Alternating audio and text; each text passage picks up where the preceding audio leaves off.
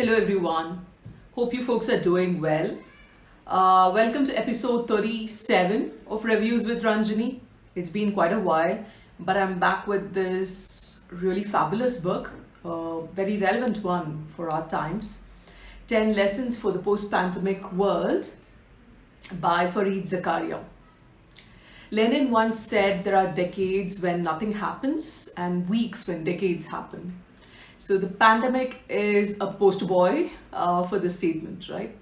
And to say that things have changed both at work and life is an understatement of the century. So the CNN host and best-selling author Fareed Zakaria talks to us about the nature of a post-pandemic world. He addresses the political, social, technological, and economic implications that may take years to unfold. It's not a book to breeze through per se, and one questions whether the lessons will be relevant long past this pandemic. I think so, right? It's one of those books that places issues in the larger context versus just tackling the symptoms. So 10 Lessons for the Post-Pandemic World is not about the pandemic in itself, but the past history of pandemics, what has led us here, and the future it will herald us into. I'm going to start with this quote from the book again. Outbreaks are inevitable, but pandemics are optional. This is by an American physician who helped eradicate smallpox 45 years ago. What he means is that we may not be able to change the natural occurrences that produce diseases in the first place, but through preparation, early action, and intelligent responses, we can quickly flatten the trajectory. So the book addresses a lot of hard questions, and I'm going to call out my 7 key takeaways from this. The first one, deadly pathogens, which are either man-made or natural, could trigger a global health crisis that we are not prepared to deal with. And he calls them an equal opportunity killer, because when crisis strikes, we may wish that we had acted upon or cooperated earlier, but then it kills everyone, right? We have seen that clearly. Second one, has the ubiquitous connectivity which we today live in brought us closer across nations, or has it increased the divisiveness that we see around us?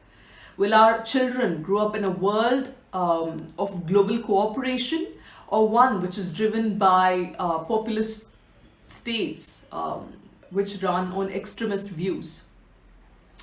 As one of the reviews called out, most countries, if you think about it, play the same narratives, right? They sway between collectivism and individualism, of us versus them, and it's a tale as old as time.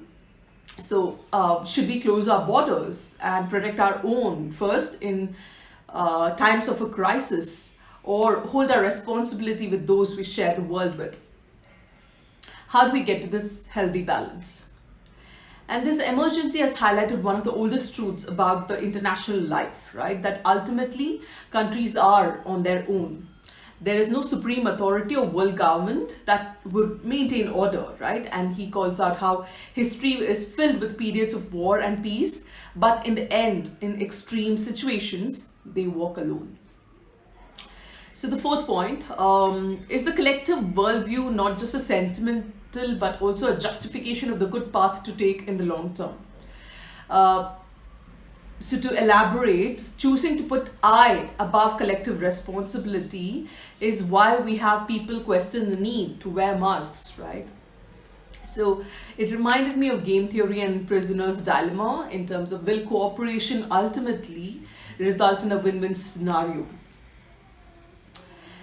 Fifth one, right?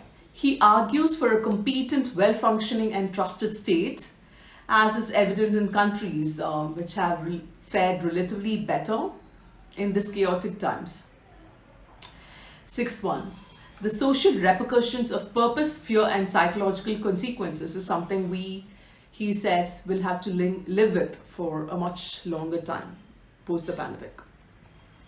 And finally, the seventh point, most importantly, he says it's a reminder that while scientific expertise saves lives, it also has its limits and it's ever evolving. We know best what we know of right now.